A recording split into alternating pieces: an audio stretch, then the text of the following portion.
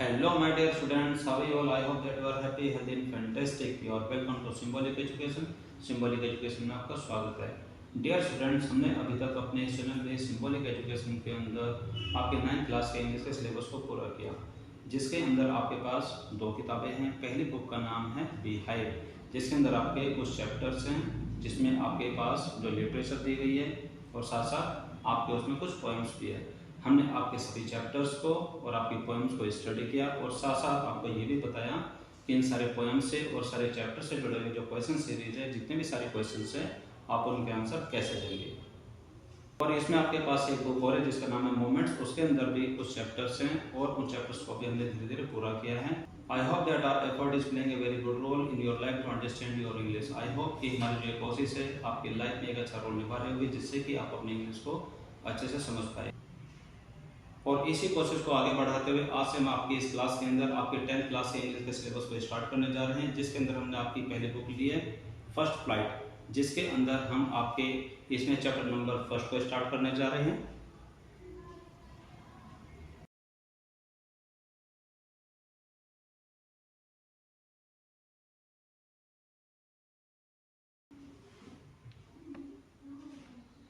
And now here we have the first chapter of your English book, First Flight. The name of the first chapter is A Letter to God, यानी कि ईश्वर को एक पत्र. हमारे सामने आपकी इस बुक का पहला चैप्टर है जिसका नाम है A Letter to God, यानी कि ईश्वर को एक पत्र. यह चैप्टर बहुत ही मज़ेदार है, बहुत ही इंटरेस्टिंग है और इसमें एक व्यक्ति होता है जिसका नाम है लेंचो. वह एक किसान होता है और वो बहुत ही मासूम होता है और उसकी मासूमियत को इस पूरे चैप्टर में दर्शाया गया है. वह ईश्वर पर अटूट विश्वास करता है. उसको हमेशा विश्वास रहता है कि ईश्वर उसकी हर हाल में सहायता करते हैं. तो इस चैप्टर के अंदर ऐसा क्या लिखा हुआ है, तो आइए शुरू करते हैं. इसके अंदर शुरू करने से पहले बिफोर यू रीड, जो ये पॉइंट है इसके अंदर आपके सामने इस चैप्टर से जुड़ी कुछ बातें हैं जो कि इस चैप्टर की एक आउटलाइन को दर्शाता है. तो आइए शुरू करते हैं इस चैप्टर में क्या लिखा है. तो आपके सामने एक पॉइंट लिखा है बिफोर यू रीड, जिसका मतलब होता है कि आपके पढ़ने से पहले. तो यहाँ पर इस चैप्टर में आपके पढ़ने से पहले कुछ पॉइंट लिखे होते हैं जो कि एक आइडिया दे देती है आपको पूरे चैप्टर्स का, जिसके बारे में हमें चैप्टर पढ़ना और भी आसान और भी मज़ेदार लगता है. तो आइए शुरू करते हैं. इसके अंदर सबसे पहले आपके सामने लिखा हुआ है दे से, वे कहते हैं कि. वे कौन होते हैं, यानी कि लोग कहते हैं. फेथ कैन मूव माउंटेन्स, यानी कि विश्वास पर्वतों को हिला सकता है. यानी कि अगर व्यक्ति के अंदर सच्चा विश्वास होता है तो वह पहाड़ों को भी हिला सकता है. बट, लेकिन, अब यहाँ पर आपके सामने एक क्वेश्चन है, but what should we put our faith in. लेकिन हमें किस चीज़ पर विश्वास करना चाहिए, यानी कि हमें किस पर अपना विश्वास करना चाहिए. This is the question this story delicately poses. यह वो क्वेश्चन है जो कि यह कहानी बड़ी मासूमियत से आपके सामने प्रकट करती है. यानी कि ये एक ऐसा सवाल है जो कि इस पूरी कहानी के अंदर बताया जाता है और ये पूरी कहानी बड़े आराम से, बड़ी मासूमियत से आपके सामने प्रकट करती है. आगे इसके अंदर लिखा हुआ है Lencho is a farmer. Lencho एक किसान होता है. Who writes a letter to God, जो कि ईश्वर को एक पत्र लिखता है. When his crops are ruined, जब उसकी फसल बर्बाद हो जाती है. यानी कि इस पूरे चैप्टर में एक घटना ऐसी होती है कि जब लेंचो जो ये फार्मर होता है उसकी पूरी फसल बर्बाद हो जाती है. उसके बाद फिर वो ईश्वर को एक लेटर लिखता है आस्किंग फॉर 100 pesos, और वो अपने नुकसान की भरपाई के लिए, यानी कि अपनी क्षति पूर्ति के लिए ईश्वर से 100 पैसों की डिमांड करता है. 100 pesos यानी कि 100 पैसे. इसमें पैसो एक लैटिन अमेरिकन देशों में चलने वाली एक मुद्रा होती है. जिस तरीके से हमारे देश में रुपया होता है, पैसा होता है, ठीक उसी तरीके से वहाँ के देशों में पैसों को पैसे बोलते हैं, पेसोस बोलते हैं. तो आगे आपके सामने इसमें दो क्वेश्चन इस चैप्टर से जुड़े हुए. पहला क्वेश्चन है कि डज लेंचोस लेटर रीच गॉड. क्या लेंचो का जो पत्र है क्या वो भगवान तक पहुँचता है. और दूसरा क्वेश्चन है does God send him the money. क्या भगवान, क्या ईश्वर उसको पैसा भेजते हैं. थिंक, जरा आप सोचिए, what your answers to these questions would be. जरा आप ये सोचिए कि ऐसे क्वेश्चंस के लिए आपके जवाब क्या होंगे. And gas how the story continues, और ये अनुमान भी लगाइए साथ साथ कि यह कहानी आगे कैसे बढ़ती है, आगे कैसे कंटिन्यू होती है. Before you begin to read it, आपके इसे पढ़ने से पहले, कि जैसे कि आप इस कहानी को पढ़ेंगे उससे पहले जरा आप इस कहानी के बारे में अनुमान लगाइए कि यह कहानी कैसे आगे बढ़ती है. तो आइए अब इस चैप्टर को शुरू करते हैं और ये देखते हैं कि किन हालातों में लेंचो ईश्वर को लेटर लिखता है और उनसे 100 पैसों की डिमांड करता है. तो शुरू करते हैं. तो इस चैप्टर की शुरुआत में लिखा है कि द हाउस, वह घर, यानी कि यह घर किसका है, यह उस लेंचो का घर है जो कि एक किसान है, जिसके बारे में ये पूरा चैप्टर लिखा हुआ है, जिसके बारे में ये पूरी कहानी है। द हाउस, वह घर, the only one in the entire valley, संपूर्ण वैली में, संपूर्ण घाटी में इकलौता एकमात्र घर, set on the crest of a low hill, जहाँ पर वो सबसे निचली हिल के सबसे ऊपरी सिरे पर स्थित है। यानी कि इसके अंदर बताया गया कि the only one in the entire valley, यानी कि पूरी वैली में एकमात्र घर। वैली होता है पहाड़ों के बीच एक ऐसा एरिया जहाँ पर छोटी छोटी पहाड़ियाँ होती है, और जो लेंचो का घर था उनमें से एक बहुत ही नीचे लेवल की जो एक पहाड़ी होती है उसके ऊपरी सिरे पर लेंचो का घर स्थित होता है। From this height one could see the river and the field of ripe corn dotted with the flower. यह उतनी ऊंचाई है कि जहाँ से हर कोई अपने खेतों को, नदी को आसानी से देख सकता था, जहाँ पर राइप कॉर्न की एक फसल होती थी, यानी कि पके हुए मकई के फसल आसानी से देखे जा सकती थी, डॉटेड विद फ्लावर्स, जिसके अंदर कुछ अन्य फूल भी उगे हुए थे जो कि उस डॉट की तरह नजर आते थे। That always promised a good harvest, और जो ये एरिया थे ये हमेशा वादा करता था कि यहाँ पर अच्छी फसल होती है, यानी कि यहाँ की जो ज़मीन है वो बहुत ही ज़्यादा उपजाऊ है, कि जहाँ पर और भी जो फ्लावर्स अपने आप उग सकते हैं तो वहाँ पर जो उसकी फसल है वो भी बहुत आसानी से उग सकती है, यानी कि बहुत ही उपजाऊ ज़मीन थी वो। आगे इसके अंदर लिखा है कि that always promised a good harvest, जहाँ पर एक अच्छी फसल का हमेशा एक वादा रहता था। आगे इसके अंदर लिखा है the only thing the earth needed, और वहाँ पर एक ऐसी चीज़ थी जो कि उस धरती को सबसे ज़्यादा ज़रूरत थी जिस चीज़ की, वो क्या थी, वॉज अ डाउनपोर, यानी कि ये सारी सिचुएशन को देखते हुए, सारी कंडीशन को देखते, अब वहाँ पर धरती को सबसे ज़्यादा एक ही चीज़ की आवश्यकता थी, वो था डाउनपोर, यानी कि वर्षा का होना, और एटलीस्ट अ शावर, या फिर कम से कम एक बौछार का होना तो जरूरी था ही था। आगे चैप्टर में बताता है कि through out the morning Lencho, यानी कि सुबह का सारा समय Lencho, who knew his field intimately, जो कि अपने खेतों को, जो अपनी फसल को बहुत ही नज़दीकी से जानता था, जिसको खेती का बहुत ज़्यादा अनुभव था, had done nothing else but see the sky towards the north west. उसके पास करने के लिए कुछ नहीं था, उसने उस समय कुछ नहीं किया, सिर्फ एक ही काम किया, और सिर्फ वो उत्तर पूर्व के आसमान को सिर्फ देखे जा रहा था। उस सुबह लेंचो ने कुछ और नहीं किया, सिर्फ और सिर्फ उत्तर पूर्व के आकाश को निहारता चला गया, सिर्फ उस आकाश की तरफ देखता चला गया।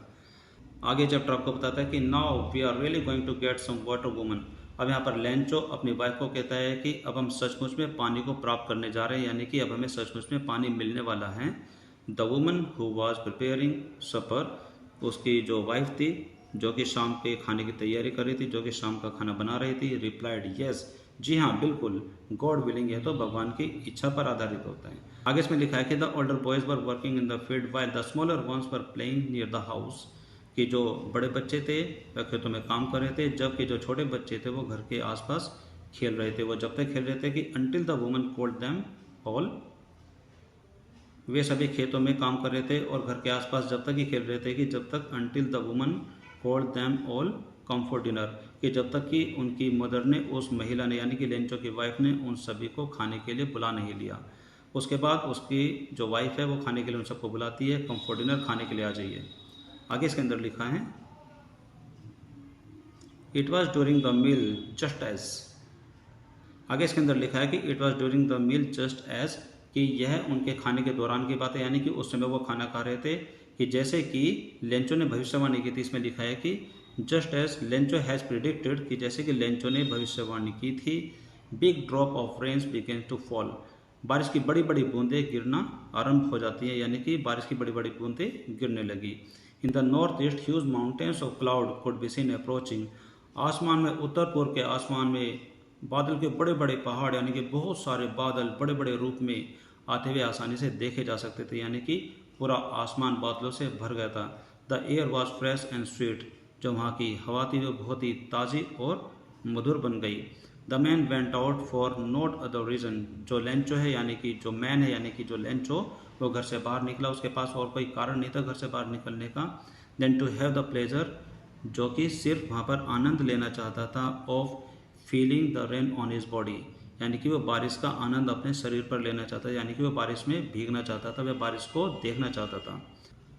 और आगे इसमें लिखा है कि व्हेन ही रिटर्न, और जब वो वापस आया, ही एक्सक्लेम्ड, उसने पूरी खुशी के साथ कहा, क्या कहा उसने, these are not rain drops, ये बारिश की बूंदें नहीं है, फॉलिंग फ्रॉम द स्काई, यानी कि जो बारिश आसमान से जो हो रही है ये बारिश की बूंदें नहीं है। दे आर न्यू कॉइन्स, ये नए नए सिक्के हैं। The big drops are 10 cent pieces, जो बड़ी बूंदें हैं वो 10 सेंट के सिक्के हैं, और जो छोटी बूंदें हैं वो 5 सेंट के यानी कि 5 सेंट के सिक्के हैं। आगे इसमें लिखा है कि विद ए सेटिस्फाइड एक्सप्रेशन, एक संतोषजनक भाव के साथ है regarded the field of ripe corn with its flower, उसने अपने खेतों को बड़े प्यार से देखा जहाँ पर उसके मकई की फसल विद इट्स फ्लावर, जो कि उसके मकई की जो पकी हुई फसल थी जिसके अंदर कुछ और भी फूल हुए, तो उसको बड़े ध्यान से देखा। और उसने ये भी देखा draped in a curtain of rain, उसने देखा कि जैसे कि जो उसकी पूरी फसल है वो बरसात के चादर से लिपट गई है। यहाँ पर ड्रैप्ड का मतलब होता है कवर्ड, जैसे कि हम किसी चीज़ को, किसी व्यक्ति को कपड़े से कवर कर देते हैं, कपड़े से लिपटा देते हैं। तो ऐसी स्थिति में जब वहाँ पर बारिश हो रही थी तो उसने अपने खेतों को देखा और ऐसा लग रहा था कि जैसे कि उसके खेत, उसकी फसल बरसात की चादर से ढक गए हों। बट सडनली, लेकिन अचानक, a strong wind began to blow, एक शक्तिशाली हवा ने वहाँ पर चलना स्टार्ट कर दिया, यानी कि वहाँ पर एक शक्तिशाली हवा चलने लगी। With the rain very large hail stone began to fall, और बरसात के साथ वहाँ पर बड़े बड़े ओले भी पड़ने लगे। यहाँ पर हेल स्टोन का मतलब होता है ओलावृष्टि का होना, यानी कि जब बरसात हो रही थी तो वहाँ पर बहुत शक्तिशाली हवा चलने लगी और उस हवा में बारिश के साथ बड़े बड़े ओले भी पड़ना शुरू हो गए। This truly did resemble new silver coin, जब वे ओले पड़ रहे थे वह बिल्कुल नए नए चांदी के सिक्कों के जैसे नज़र आ रहे थे। The boys exposing themselves to the rain run out to collect to frozen pearls, और जो वे लड़के थे उन्होंने अपने कपड़े उतारते हुए और बारिश में बाहर भागते हुए और उन सिक्कों को, यानी कि जो वे ओले पड़ रहे थे जो कि चांदी के जैसे सिक्के लग रहे थे, उनको इकट्ठा करना शुरू कर दिया। आगे इसके अंदर लिखा है कि इस रियली गेटिंग बैड नाउ, अब जो ये स्थिति है इसी स्थिति को देखते हुए लेंचो को अब एक फीलिंग आने लगी और उसने कहा अब यह बहुत ही बुरा हो रहा है। Now it's getting bad now. आगे इसमें लिखा है कि it's really getting bad now exclaimed the man, यानी कि जो एक्सक्लेम द मैन है यहाँ पर लेंचो के बारे में लिखा हुआ है कि अब लेंचो ने जो स्थिति देखी उसको देख करके वो दुखी हो गया और दुखी मन से उसने एक बात कही कि it's really getting bad now, अब सचमुच बहुत बुरा हो रहा है। I hope it passes quickly, मुझे आशा है कि ये जल्दी बीत जाए, जल्दी ये फिनिश हो जाए। It did not pass quickly, लेकिन ये जल्दी बीता नहीं, यानी कि जल्दी नहीं गया। फॉर एन आवर, यानी कि 1 घंटे के लिए the hell rained on the house, यानी कि 1 घंटे के लिए जो ओलों की बारिश है वो उसके घर पर हुई। द गार्डन, बगीचे में हुई। द हिल साइड, यानी कि पहाड़ी क्षेत्र में हुई। एंड द कॉर्नफील्ड, और उसकी फसल का जो खेत था वहाँ पर हुई। On the whole valley the field was white as if covered with salt, अब उस बारिश के अंदर, यानी कि जो ओलों की बारिश हो रही है उसको देखते हुए जो पूरा एरिया था, जो पूरी घाटी थी, पूरी सफ़ेद हो गई, मानो कि वहाँ पर नमक की चादर बिछा दी गई हो। आगे इसके अंदर लिखा हुआ है कि not a leaf remained on the tree, पेड़ पर एक भी पत्ता नहीं बचा। The corn was totally destroyed, जो उसकी मकई की जो फसल थी वो पूरी तरीके से बर्बाद हो गई थी। The flowers were gone from the plants, जो पौधों के जो फूल थे वो पूरी तरीके से नष्ट हो गए थे। Lencho soul was filled with sadness, Lencho की आत्मा दुख से भर गई थी, यानी कि लेंचो बहुत ज़्यादा दुखी हो गया था। When the storm had passed, जब तूफान चला गया, यानी कि जब तूफान बंद हो गया, he stood in the middle of field and had said his son, तो वो अपने खेतों के बीचों बीच खड़ा हो गया और उसने अपने बच्चों को कहा, A plague of locusts, A plague of locusts, यानी कि टिड्डों का एक दल, यानी कि जो टिड्डे होते हैं, यानी कि यहाँ पर ये लिखा हुआ है कि टिड्डे एक प्रकार के इंसेक्ट होते हैं, which fly in the big swarm, यानी कि जो पूरे बहुत भारी भरकम ग्रुप यानी कि समूह में उड़ते हैं। एंड डिस्ट्रॉय द क्रॉप, और पूरी फसल को नष्ट कर देते हैं। तो अपने खेतों के बीचों बीच खड़े होकर के अब यहाँ पर देखिए, अब इस तस्वीर में यहाँ पर आप देख सकते हैं कि लेंचो अपने खेतों के बीच में खड़ा हुआ है और चारों तरफ पूरा ही विनाश देख करके वो अपने बच्चों को कहता है कि जो टिड्डों का जो ग्रुप होता है, अगर वो हमारे फसल पर हमला करता, would have left more than this, वह भी इस विनाश से कुछ ज़्यादा ही छोड़ देता, यानी कि अगर वो हमारी फसल को नुकसान भी पहुंचाता तो वो इतना ज़्यादा नुकसान नहीं पहुंचाता, वो कुछ ना कुछ हमारे लिए बचा देता। The hell has left nothing, लेकिन ओलों ने तो कुछ भी नहीं छोड़ा, यानी कि पूरी तरीके से सर्वनाश कर दिया, पूरा विनाश कर दिया। This year we will have no corn, इस साल हमारे पास कोई मकई नहीं होगी, हमारे पास कोई फसल नहीं होगी। That night was a sorrowful one, जो वो रात थी वो पूरी तरीके से दुख भरी रात थी। All our work for nothing, हमारी जो पूरी मेहनत है यानी कि जो हमारा पूरा कार्य जितनी भी हमने मेहनत की है फॉर नथिंग, वो पूरी तरीके से बर्बाद गई, उसका कोई फ़ायदा ही नहीं हुआ। There is no one who can help us, कोई नहीं है जो कि हमारी सहायता कर सके। We will all go hungry this year, हम इस साल भूखे ही रहेंगे। आगे इसमें आपके सामने कुछ क्वेश्चंस दिए गए हैं, जैसे कि आपने ये इस कहानी को अभी तक स्टडी किया, अभी तक सुना है, बड़े ध्यान से पढ़ाई की है, तो इसके बेस पर आपके सामने कुछ क्वेश्चंस हैं जो कि आपको मौखिक रूप से समझना है, आपस में डिस्कस करके इसको कुछ जानने की कोशिश करनी है। पहला क्वेश्चन इसमें आपसे पूछा है कि what did Lencho hope for, कि लेंचो को क्या आशा थी, यानी कि वह किस उम्मीद को रखता था। आगे इसके अंदर लिखा हुआ है कि why did Lencho say that rain drops were like new coins, यानी कि लेंचो ने ऐसा क्यों कहा कि जो बारिश की बूंदें हैं वो नए सिक्कों के जैसी है। आगे इसके अंदर लिखा है कि हाउ डिड रेन चेंज, तो जो वो बरसात हुई थी वो अचानक कैसे बदल गई। What happen to Lencho's field, Lencho के खेतों को क्या हुआ। आगे इसके अंदर लिखा है, यानी कि जो फोर्थ क्वेश्चन आपके सामने डिस्कस करने के लिए वो ये है कि what were Lencho's feeling when the hail stop, यानी कि जब वो तूफान रुक गया, जब वो ओलावृष्टि रुक गई, जब वो ओले पड़ना बंद हो गए, उसके बाद लेंचो की क्या फीलिंग्स थी, यानी कि लेंचो क्या फील कर रहा था। अब देखते हैं कहानी को आगे बढ़ाते हैं और आगे इसके अंदर क्या लिखा हुआ है। अब जो वो स्थिति थी, यानी कि अब उसकी फसल बर्बाद हो चुकी है, अब वो जो पूरी रात है, पूरी दुख भरी रात है, वो सभी कह रहे थे कि हमारी सहायता करने के लिए कोई नहीं है, इस साल हमारे पास कोई फसल नहीं होगी, इस साल हम पूरे भूखे मर जाएंगे। आगे इसके अंदर लिखा है but in the heart of all, यानी कि जितने भी वे लोग उस घर के अंदर रहते थे, who lived in that solitary house, जो कि उस एकांत घर के अंदर रहते थे, in the middle of the valley, उस घाटी के बीचों बीच जो वो घर था जिसके अंदर वो सारे परिवार के सदस्य जो रहते थे, उन सब के मन में there was a single hope, उन सब के मन में एकमात्र एक आशा थी, एकमात्र एक उम्मीद थी। हेल्प फ्रॉम गॉड, यानी कि ईश्वर की तरफ से सहायता, ईश्वर की सहायता की उम्मीद उन सभी के मन में कहीं ना कहीं थी। आगे इसमें लेंचो कहता है कि डोंट बी सो अपसेट, अब ज़्यादा परेशान ना होइए, even though this seems like total loss, हालांकि ये पूरी तरीके से नुकसान है, यानी कि हालांकि हमारा पूरी तरीके से लॉस हो गया है। रिमेंबर, एक बात हमेशा ध्यान रखिए कि no one dies of hunger, कि कोई भी भूख से नहीं मरता। आगे इसमें लिखा है कि दैट्स वाई दे से, इसीलिए वे कहते हैं, यानी कि लोग कहते हैं, यानी कि ऐसा कहा जाता है लोगों के द्वारा, no one dies of hunger, कि कोई भी भूख से नहीं मरता। यानी कि इस कहावत के पीछे लेंचो का एक अटूट विश्वास है ईश्वर के ऊपर। वो कहता है कि कहीं ना कहीं कुछ ना कुछ रास्ता जरूर निकलेगा। ऑल थ्रू द नाइट, पूरी रात Lencho thought only of his one hope, Lencho ने सिर्फ अपनी उसी एक उम्मीद के बारे में सोचा, द हेल्प ऑफ गॉड, और वो उम्मीद थी ईश्वर की तरफ से कोई ना कोई सहायता। यानी कि उसका ईश्वर पर पूरा अटूट विश्वास था और हमेशा वो पूरी रात वो एक ही बात के बारे में सोचता रहा कि ईश्वर की तरफ से कोई ना कोई सहायता जरूर मिलेगी। हुज आइज, जिसकी आंखें, as he had been instructed, जैसा कि उसको पहले से ही बताया गया था, जैसे कि उसको पहले से ही बहुत बार कहा गया था। सी एवरीथिंग, जिसकी आंखें सब कुछ देखती है, इवन व्हाट, और यहाँ तक कि वो भी देखती है what is deep in one conscious, जो कि किसी के मन के अंतःकरण की फीलिंग, यानी कि अंतःकरण की भावना को भी देखती है। आगे इसके अंदर लिखा है कि Lencho was an ox of a man, यानी कि लेंचो एक बैल की तरह का एक मेहनत करने वाला व्यक्ति था, यानी कि जिस तरीके से जो बैल होता है जो खेतों में काम करता है, उसी तरीके से लेंचो भी बहुत मेहनती था। Working like an animal in the field, और वह खेतों में एक उस बैल की तरह, यानी कि उस जो जानवर होता है, जो बैल होता है, उसकी तरह मेहनत करता है। But still he knew how to write, लेकिन फिर भी उसको पढ़ना लिखना आता था, वो लिखना जानता था। इसमें एक वर्ड लिखा हुआ है कॉन्साइंस, यानी कि इसके अंदर एक अंतरात्मा, अंतःकरण है conscience, and inner sense of right and wrong, कि जो अंतरात्मा जो कि सही और गलत के लिए हमें आवाज़ देती है उसको बोलते हैं कॉन्साइंस, अंतरात्मा।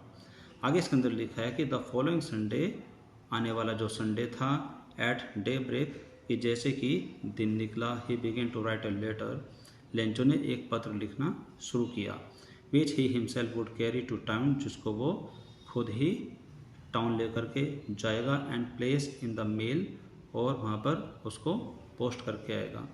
It was nothing less than a letter to God, वह किसी भगवान के पत्र से कम नहीं था, यानी कि ईश्वर के लिए लिखा हुआ पत्र जैसा महसूस हो रहा था।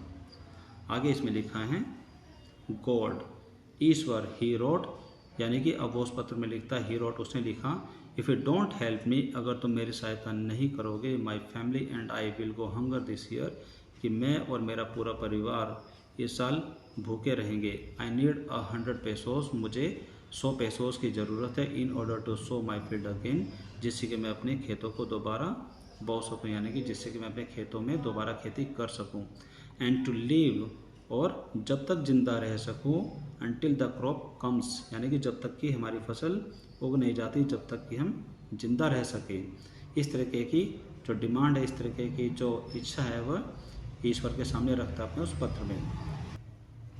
बिकॉज द हेल स्टॉर्म, आगे वो लिखता है कि क्योंकि ओलों ने, यानी कि इस तरीके से वो अपने पत्र में अपनी सारी जो परेशानी वो भगवान को यानी कि ईश्वर को बताता है। आगे इसके अंदर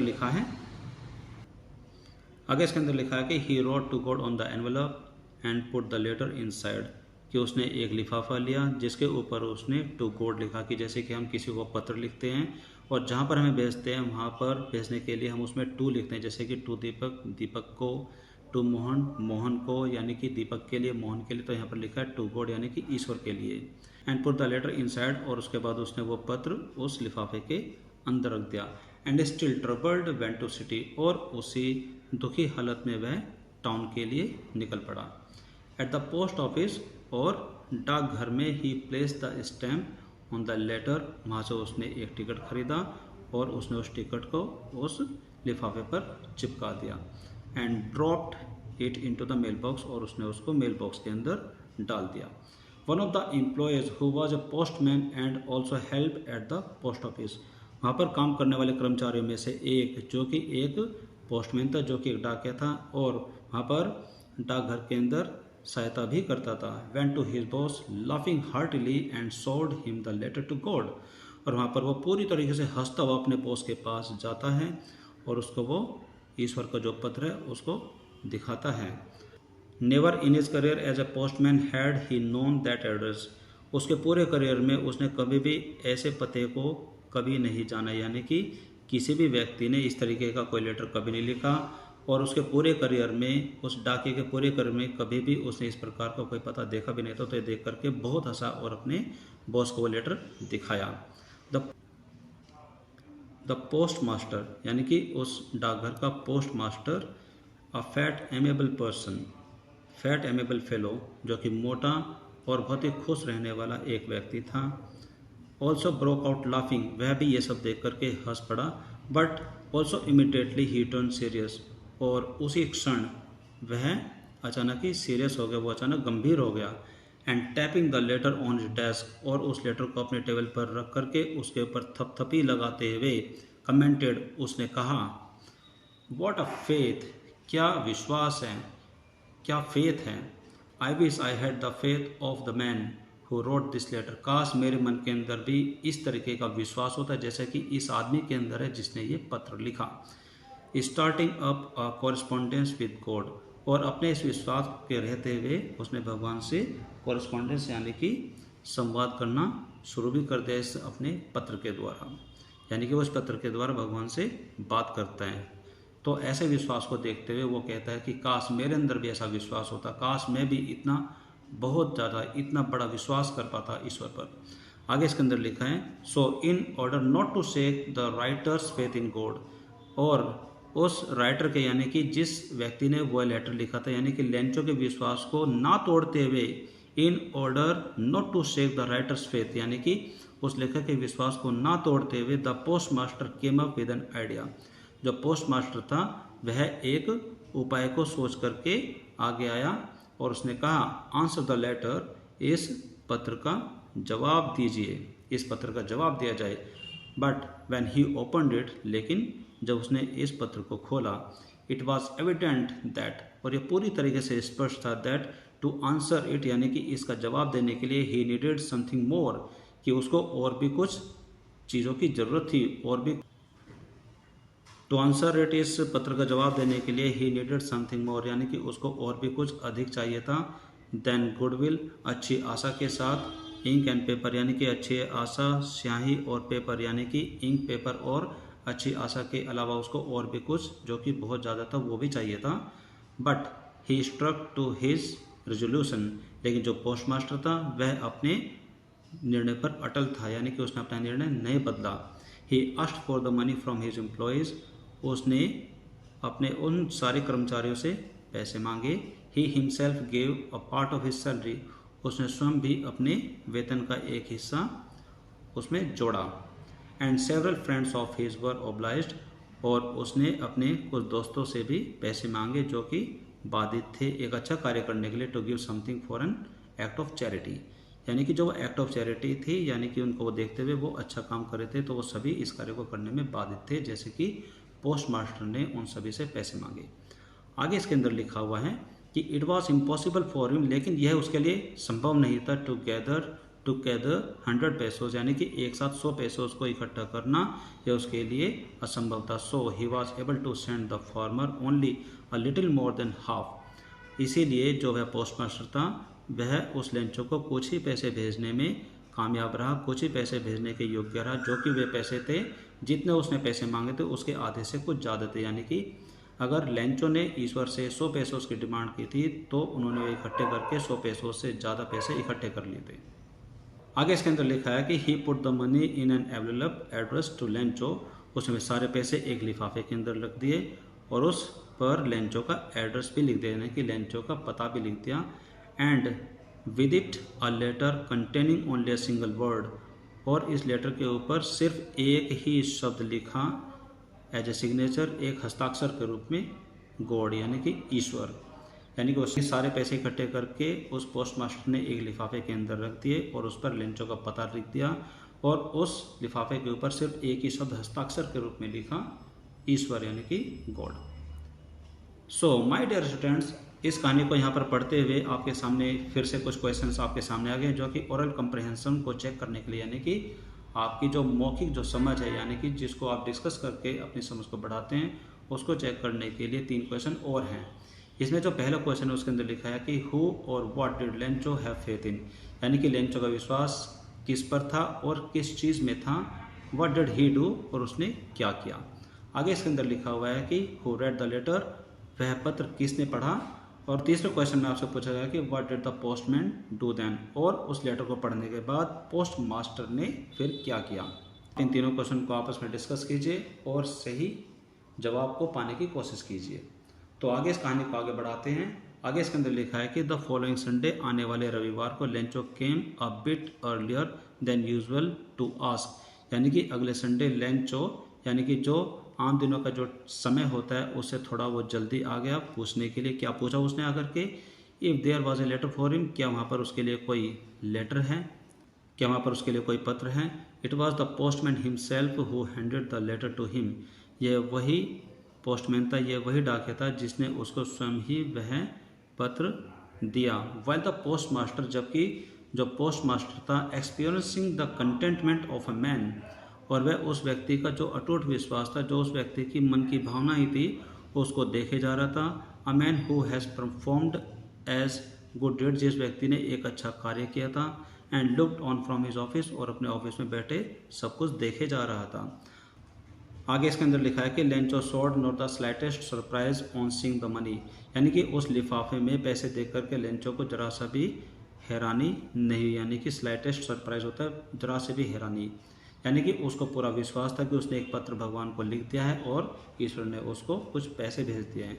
तो यानी कि उसका पूरा विश्वास ईश्वर पर था, तो पैसे देख करके उसको किसी चीज़ की हैरानी होनी ही नहीं थी। But he became angry when he counted the money, लेकिन जब उसने पैसे गिने तो पैसे गिन करके वो गुस्सा हो गया, उसको क्रोध आ गया। God could not have done a mistake, कि ईश्वर कोई भी गलती नहीं कर सकते थे। Nor could he have denied Lencho what he had requested, और ना ही वो लेंचो को इनकार कर सकते थे व्हाट ही हैड रिक्वेस्टेड, कि जिस चीज़ के लिए लेंचो ने ईश्वर से प्रार्थना की थी वह उस प्रार्थना के लिए लेंचो को इनकार भी नहीं कर सकते थे। यानी कि उसने वो पैसे गिने, पैसे गिन करके उसको गुस्सा आया और उसने कहा कि भगवान कोई गलती नहीं कर सकते और ना ही वो लेंचो को मना कर सकते, इनकार कर सकते, जिस चीज़ के लिए लेंचो ने उनसे प्रार्थना की थी। आगे इसके अंदर लिखा है कि इमीडिएटली, तुरंत ही, Lencho went up the window and asked for the paper and ink, और तभी तुरंत लेंचो उस डाकघर में एक विंडो पर गया और वहाँ से कागज़ और इंक की डिमांड की, यानी कि वहाँ पर वो कुछ लिखना चाहता था। On the public writing table, और जिस टेबल पर वो सभी पब्लिक वाले जो लोग वहाँ पर आते थे और अपना कुछ लेटर लिखते थे, उसी टेबल पर बैठ कर के ही स्टार्टेड टू राइट, उसने वहाँ कुछ लिखना शुरू कर दिया। With much wrinkling of his bro, अपनी भौं को ऊपर उठाते हुए और उसमें सलवटें डालते हुए, यानी कि अब वो अपने गुस्से वाली स्थिति में कुछ लिख रहा था। Caused by the effort he had to make to express his ideas, और इस तरीके से जो उसके मन में जो आ रहा था वो अपने आइडियाज़ को उस पेपर पर उतारने की कोशिश में लगा हुआ था। व्हेन ही फिनिश्ड, और जब उसने वहाँ पर अपना वो सब कुछ जो लिख रहा था, अपना लिखने का कार्य ख़त्म किया, he went to the window to buy a stamp, और वो खिड़की पर गया एक टिकट खरीदने के लिए, which he licked and then fixed to the envelope, और जिस टिकट को उसने मुंह से थोड़ा गीला कर करके उस एनवेलप पर चिपकाया। With a blow of his fist, अपने मुट्ठी के एक प्रहार से उसने उस एनवेलप पर वो टिकट चिपकाया, यानी कि गुस्से में उसने उस टिकट को उस लिफाफे पर रखा और जोरदार अपनी मुट्ठी का जोरदार प्रहार मारा, जिससे कि वह टिकट उस लिफाफे पर चिपक गया।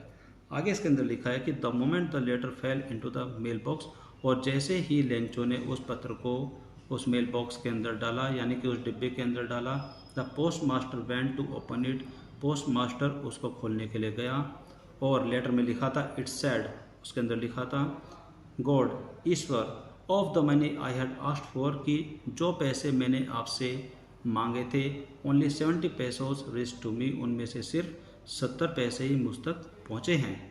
सेंड मी द रेस्ट, और मुझे बाकी के पैसे भी भेज दीजिए। Since I need it very much, क्योंकि मुझे इनकी बहुत ज़्यादा ज़रूरत है।